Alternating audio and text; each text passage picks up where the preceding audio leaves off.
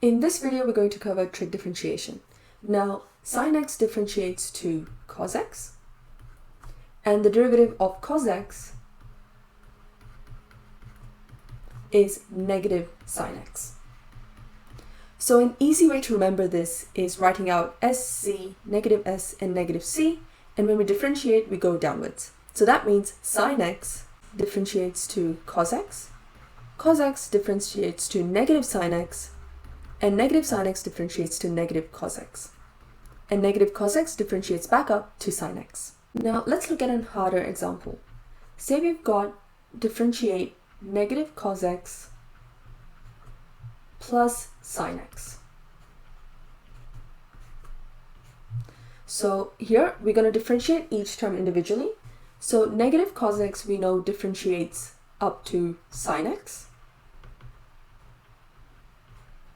And sin x will just differentiate to cos x. Now, the next thing we're going to look at is chain rule with trig functions. Say we've got the question, find the derivative of negative sine of cos x. Now, so remember we use the chain rule when we have a smaller function inside of a bigger function. So first, let's let the smaller function equal u. And remember the chain rule tells us that the derivative of a function y is going to be dy on du times du on dx. So here, if we let u equal cos x, we can rewrite our function as y equals negative sine of u. And if we do that, we can differentiate this now and get dy on du to be just, well, the derivative of negative sine gives us negative cos. So this will just be negative cos of u. So this part here, dy on du, is just going to be negative cos u. And then we also have to multiply by the derivative of u. So our u is cos x. So its derivative, du on dx, is going to be, well, cos x differentiates to negative sin x, so it's just going to be negative sin x. And we can write that here as negative sin x. Simplifying this, we're going to get negative times negative, it becomes a positive, and so it will just become cos u times sin x. And now finally, we're going to replace the u back with what it was, which is cos x. So this is just going to be cos of cos x times sin x. Now let's look at how trig shows up in product rule. So remember we use product rule when we've got two terms being multiplied together. So here we've got sin x being multiplied by cos x.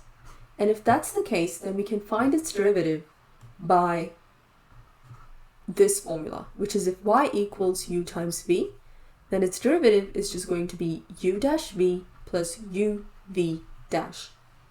So in this case, our u is going to be sin x, so we can write that out. So u equals sin x, and its derivative u dash is going to be, again, we know that sin x differentiates to cos x. And here v is cos x, and its derivative is going to be, well, cos x differentiates to negative sin x. Now all we have to do is put this information in the product rule derivative formula.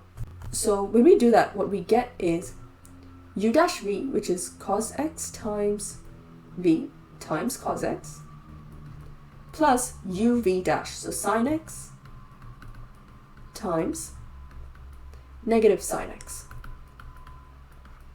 Now let's simplify this. Cos x times cos x, well, that's just cos square x, plus sin x times negative sin x, so positive times negative will become a negative answer, and then sin x times sin x is just sin square x again. And there we have it. Now let's look at quotient rule. So say we have the question y equals negative sin x over cos x. Now we can use quotient rule here, which tells us if y equals u over v, so if we have a fraction where u is the numerator and v is the denominator, then its derivative is going to be u dash v minus uv dash, all divided by v squared. So again, let's write out our terms here. So our u is negative sine x, our v is cos x. So our derivative u dash is going to be, so again, if I write this here, negative sine x differentiates to negative cos x. And if v is cos x, then its derivative is going to be, well, cos x differentiates to negative sine x. Now all we have to do again is just put this in the quotient rule formula. And when we do that, what we get is u dash v, so which is negative cos x times cos x. That's going to be negative cos x times cos x minus uv dash. So minus u, which is negative sine x, times v dash, which is also negative sine x. And all of this will be divided by v squared, so by cos squared, which we can write as cos squared x. Now let's simplify this. Negative cos x times cos x is just going to be negative cos squared x minus negative sine x times negative sine x. So negative negative becomes a positive, so it's going to be minus positive sine squared x, all divided by cos squared x. Now we can leave it like this, or we can see that it's got negative negative on both sides, so we can factor out the negative 1 and write cos squared x plus sine squared x all over cos squared x. And now cos squared x plus sine squared x just equals 1. So what we end up getting is negative 1 over cos squared x.